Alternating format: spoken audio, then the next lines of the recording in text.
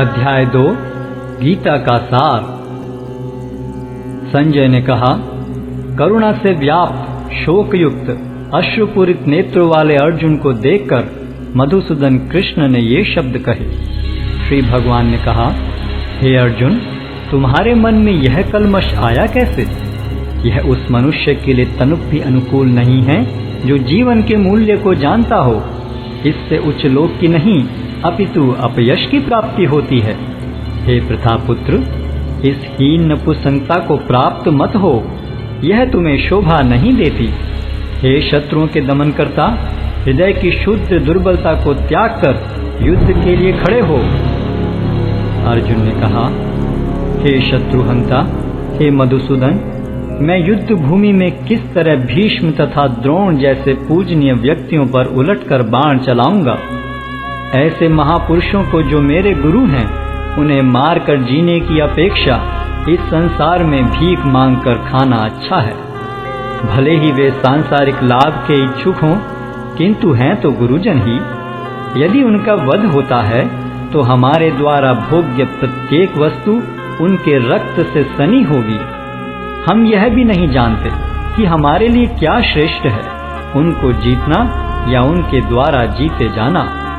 यदि हम धृतराष्ट्र के पुत्रों का वध कर देते हैं तो हमें जीवित रहने की आवश्यकता नहीं है, फिर भी वे युद्ध भूमि में हमारे समक्ष खड़े हैं। अब मैं अपनी कृपण दुर्बलता के कारण अपना कर्तव्य भूल गया हूँ और सारा धैर्य खो चुका हूँ। ऐसी अवस्था में मैं आपसे पूछ रहा हूँ कि जो मेरे लिए श्रेयस्कर हो उससे निश्चित रूप से बताएं।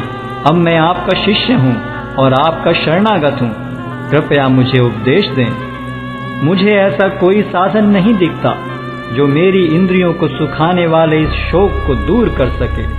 स्वर्ग पर देवताओं के अधिपत्य की तरह इस धन धान्य संपन्न सारी पृथ्वी पर निष्कंटक राज्य प्राप्त करके भी मैं इस शोक को दूर नहीं कर सकूंगा। संजय ने कहा, इस प्रकार कहने के बाद शत्रुओं का दमन करने वाला अर्जुन कृष्ण से बोला, हे गोविंद, मैं युद्ध नहीं करूंगा, और चुप हो गया। हे भरतवंशी धृतराष्ट्र, उस समय दोनों सेनाओं के मध्य शोकमग्न अर्जुन से कृष्ण ने मानो हंसते हुए ये शब्द कहे।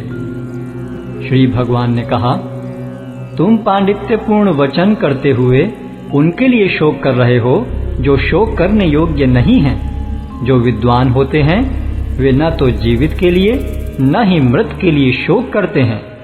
ऐसा कभी नहीं हुआ कि मैं न रहा हूं या तुम न रहे हो, अथवा ये समस्त राजा न रहे हों, और न ऐसा है कि भविष्य में हम लोग नहीं रहेंगे। जिस प्रकार शरीरधारी आत्मा इस शरीर में बाल्यावस्था से तरुणावस्था में और फिर वृद्धावस्था में निरंतर अग्रसर होता रहता है, उसी प्रकार मृत्यु होने पर आत्मा दूसरे शरीर में चला जाता है। धीर व्यक्ति ऐसे परिवर्तन से मोह को प्राप्त नहीं होता। हे कुंती पुत्र, सुख तथा दुख का क्षणिक उदय तथा कालक्रम में उनका अंतर्धान होना सर्दी तथा गर्मी की ऋतुओं के आने जाने के समान है। हे भरतवंशी, वे इंद्रिय बोध से उत्पन्न होते हैं और मनुष्य को चाहिए कि अविचल भाव से उनको सहन करना सीखे। हे पुरुष श्रेष्ठ अर्जुन, जो पुरुष सुख तथा दुख में विचलित नहीं होता और इन दोनों में संभाव रखता है, वह निश्चित रूप से मुक्ति के योग्य है। तत्वदर्शियों ने यह निष्कर्ष निकाला है कि असत का तो कोई चिरस्थायित्व नहीं है, किंतु सत अपरिवर्तनीय रहता है। उन्होंने इन दोनों की प्रकृति के अध्ययन द्वारा यह निष्कर्ष निकाला है। जो सारे शरीर में व्याप्त है उसे ही तुम अविनाशी समझो। उस अव्यय आत्मा को नष्ट करने में कोई भी समर्थ नहीं है। अविनाशी, अप्रमेय तथा शाश्वत जीव के भौतिक शरीर का अंत अवश्यम भावी है। अतः हे भरतवंशी, युद्ध करो। जो इस जीवात्मा को मारने वाला समझता है तथा जो इसे मरा हुआ समझता है, वे दोनों ही अज्ञानी हैं, क्योंकि आत्मा न तो मरता है और न मारा जाता है। आत्मा के लिए किसी भी काल में न तो जन्म है न मृत्यु। वह न तो कभी जन्मा है, न जन्म लेता है और न जन्म लेगा। वह अजन्मा, नित्य, शाश्वत तथा पुरातन है। शरीर के मारे जाने पर वह मारा नहीं जाता। हे पार्थ, जो व्यक्ति यह जानता है कि आत्मा अविनाशी, अजन्मा, शाश्वत तथा अव्यय है, वे भला किसी को कैसे मार सकता है या मरवा सकता है? जिस प्रकार मनुष्य पुराने वस्त्रों का त्याग कर नए वस्त्र धारण करता है, उसी प्रकार आत्मा पुराने तथा व्यर्थ के शरीरों को त्याग कर नवीन भौतिक शरीर धारण करता है। यह आत्मा न तो कभी किसी शस्त्र द्वारा खंड खंड किया जा सकता है, न अग्नि द्वारा जलाया जा सकता है, न जल द्वारा भिगोया या वायु द्वारा सुखाया जा सकता है। यह आत्मा अखंडित तथा अघुलनशील है। इसे न तो जलाया जा सकता है, न ही सुखाया जा सकता है। यह शाश्वत, सर्वव्यापी, अविकारी, स्थिर तथा सदैव एक सा रहने वाला है। यह आत्मा अव्यक्त, अकल्पनीय तथा अपरिवर्तनीय कहा जाता है। यह जानकर तुम्हें शरीर के लिए शोक नहीं करना चाहिए। किंतु यदि तुम यह सोचते हो कि आत्मा अथवा जीवन का लक्षण सदा जन्म लेता है तथा सदा मरता है, तो भी हे महाबाहु, तुम्हारे शोक करने का कोई कारण नहीं है। जिसने जन्म लिया है उसकी मृत्यु निश्चित है और मृत्यु के पश्चात पुनर्जन्म भी निश्चित है। अतः अपने अपरिहार्य कर्तव्य पालन में तुम्हें शोक नहीं करना चाहिए। सारे जीव प्रारंभ में अव्यक्त रहते हैं, मध्य अवस्था में व्यक्त होते हैं और विनष्ट होने पर पुनः अव्यक्त हो जाते हैं। अतः शोक करने की क्या आवश्यकता है? कोई आत्मा को आश्चर्य से देखता है, कोई इसे आश्चर्य की तरह बताता है तथा कोई इसे आश्चर्य की तरह सुनता है, किंतु कोई इसके विषय में सुनकर भी कुछ नहीं समझ पाते। हे भरतवंशी, शरीर में रहने वाले का कभी भी वध नहीं किया जा सकता। अतः तुम्हें किसी भी जीव के लिए शोक करने की आवश्यकता नहीं है। क्षत्रिय होने के नाते अपने विशिष्ट धर्म का विचार करते हुए तुम्हें जानना चाहिए कि धर्म के लिए युद्ध करने से बढ़कर तुम्हारे लिए अन्य कोई कार्य नहीं है। अतः तुम्हें संकोच करने की कोई आवश्यकता नहीं है। हे पार्थ, वे क्षत्रिय सुखी हैं जिन्हें ऐसे युद्ध के अवसर अपने आप प्राप्त होते हैं, जिससे उनके लिए स्वर्ग लोक के द्वार खुल जाते हैं। किंतु यदि तुम युद्ध करने के स्वधर्म को संपन्न नहीं करते, तो तुम्हें निश्चित रूप से अपने कर्तव्य की उपेक्षा करने का पाप लगेगा और तुम योद्धा के रूप में भी अपना यश खो दोगे। लोग सदैव तुम्हारे अपयश का वर्णन करेंगे और सम्मानित व्यक्ति के लिए अपयश तो मृत्यु से भी बढ़कर है। जिन जिन महान योद्धाओं ने तुम्हारे नाम तथा यश को सम्मान दिया है, वे सोचेंगे कि तुमने डर के मारे युद्ध भूमि छोड़ दी है और इस तरह वे तुम्हें तुच्छ मानेंगे। तुम्हारे शत्रु अनेक प्रकार के कटु शब्दों से तुम्हारा वर्णन करेंगे और तुम्हारी सामर्थ्य का उपहास करेंगे। तुम्हारे लिए इससे दुखदाई और क्या हो सकता है? हे कुंती पुत्र, तुम यदि युद्ध में मारे जाओगे तो स्वर्ग प्राप्त करोगे, या यदि तुम जीत जाओगे तो पृथ्वी के साम्राज्य का भोग करोगे। अतः दृढ़ संकल्प करके खड़े हो और युद्ध करो। तुम सुख या दुख, हानि या लाभ, विजय या पराजय का विचार किए बिना युद्ध के लिए युद्ध करो। ऐसा करने पर तुम्हें कोई पाप नहीं लगेगा। यहाँ मैंने वैश्लेषिक अध्ययन द्वारा इस ज्ञान का वर्णन किया है। अब निष्काम भाव से कर्म करना बता रहा हूँ, उसे सुनो। हे प्रतापपुत्र, तुम यदि ऐसे ज्ञान से कर्म करोगे तो तुम कर्मों के बंधन से अपने को मुक्त कर सकते हो। इस प्रयास में न तो हानि होती है न ही ह्रास, अपितु इस पथ पर की गई अल्प प्रगति भी महान भय से रक्षा कर सकती है। जो इस मार्ग पर चलते हैं वे प्रयोजन में दृढ़ रहते हैं और उनका लक्ष्य भी एक होता है। हे कुरुनंदन, जो दृढ़ प्रतिज्ञ नहीं है उनकी बुद्धि अनेक शाखाओं में विभक्त रहती है। अल्पज्ञानी मनुष्य वेदों के उन अलंकारिक शब्दों के प्रति अत्यधिक आसक्त रहते हैं जो स्वर्ग की प्राप्ति, अच्छे जन्म, शक्ति इत्यादि के लिए विविध सकाम कर्म करने की संस्तुति करते हैं।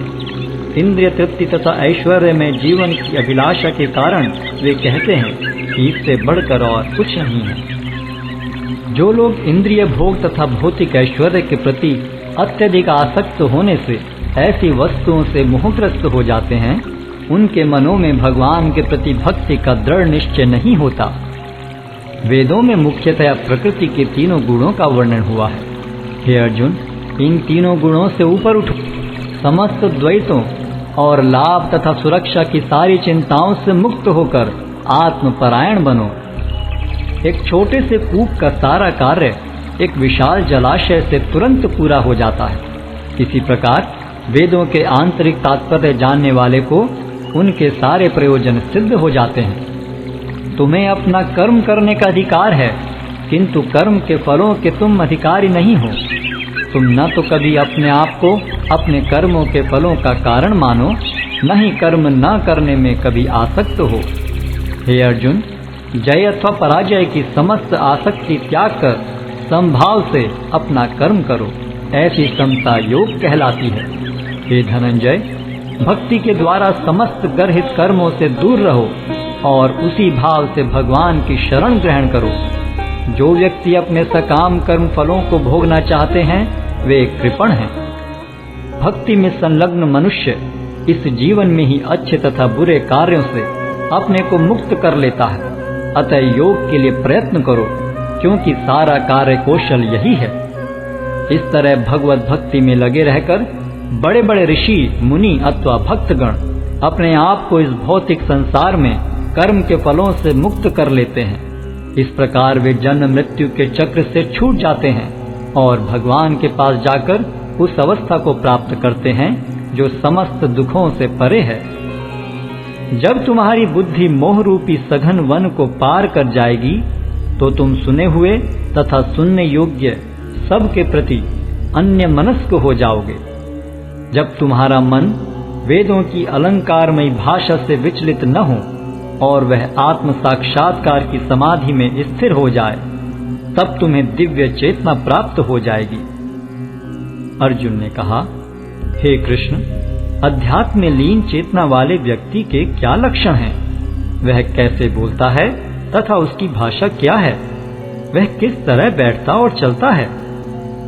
श्री भगवान ने कहा, हे पार्थ, जब मनुष्य मनोधर्म से उत्पन्न होने वाली इंद्रिय तृप्ति की समस्त कामनाओं का परित्याग कर देता है और जब इस तरह से विशुद्ध हुआ उसका मन आत्मा में संतोष प्राप्त करता है, तो वह विशुद्ध दिव्य चेतना को प्राप्त स्थित प्रज्ञ कहा जाता है, जो त्रय तापों के होने पर भी मन में विचलित नहीं होता अथवा सुख में प्रसन्न नहीं होता और जो आसक्ति, भय तथा क्रोध से मुक्त है, वह स्थिर मन वाला मुनि कहलाता है।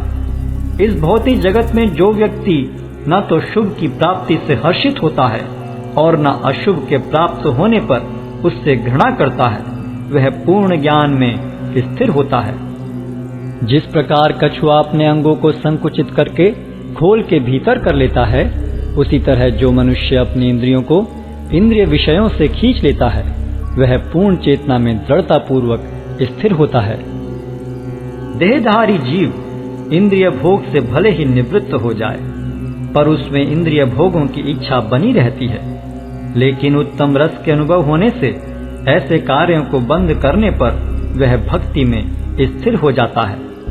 हे अर्जुन, इंद्रियां इतनी प्रबल तथा वेगवान हैं कि वे उस विवेकी पुरुष के मन को भी बलपूर्वक हर लेती हैं जो उन्हें वश में करने का प्रयत्न करता है। जो इंद्रियों को पूर्णतया वश में रखते हुए इंद्रिय संयम करता है और अपनी चेतना को मुझ में स्थिर कर देता है, वह मनुष्य स्थिर बुद्धि कहलाता है।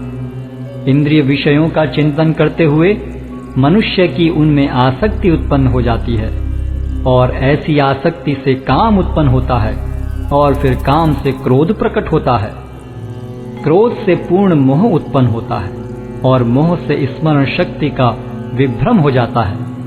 जब स्मरण शक्ति भ्रमित हो जाती है तो बुद्धि नष्ट हो जाती है और बुद्धि नष्ट होने पर मनुष्य भवकूप में पुनः गिर जाता है। किंतु समस्त राग तथा द्वेष से मुक्त एवं अपनी इंद्रियों को संयम द्वारा वश में करने में समर्थ व्यक्ति भगवान की पूर्ण कृपा प्राप्त कर सकता है।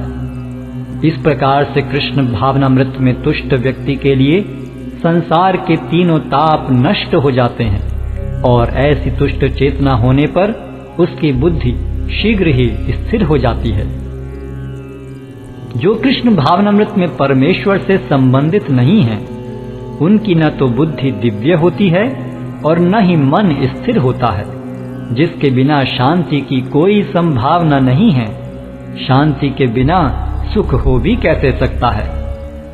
जिस प्रकार पानी में तैरती नाव को प्रचंड वायु दूर बहा ले जाती है, उसी प्रकार विचरणशील इंद्रियों में से कोई एक जिस पर मन निरंतर लगा रहता है, मनुष्य की बुद्धि को हर लेती है। अतः हे महाबाहु, जिस पुरुष की इंद्रियां अपने अपने विषयों से सब प्रकार से विरत होकर उसके वश में हैं, उसी की बुद्धि निस्संदेह स्थिर है।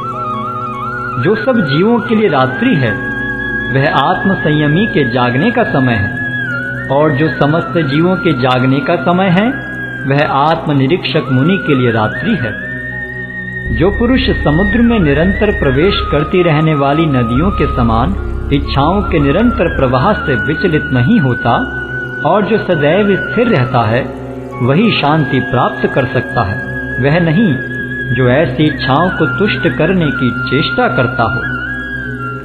जिस व्यक्ति ने इंद्रिय तृप्ति की समस्त इच्छाओं का परित्याग कर दिया है, जो इच्छाओं से रहित रहता है और जिसने सारी ममता त्याग दी है तथा अहंकार से रहित है, वही वास्तविक शांति को प्राप्त कर सकता है। यह आध्यात्मिक तथा ईश्वरीय जीवन का पथ है, जिसे प्राप्त करके मनुष्य मोहित नहीं होता। यदि कोई जीवन के अंतिम समय में भी इस तरह स्थित हो, तो वह भगवत धाम में प्रवेश कर सकता है।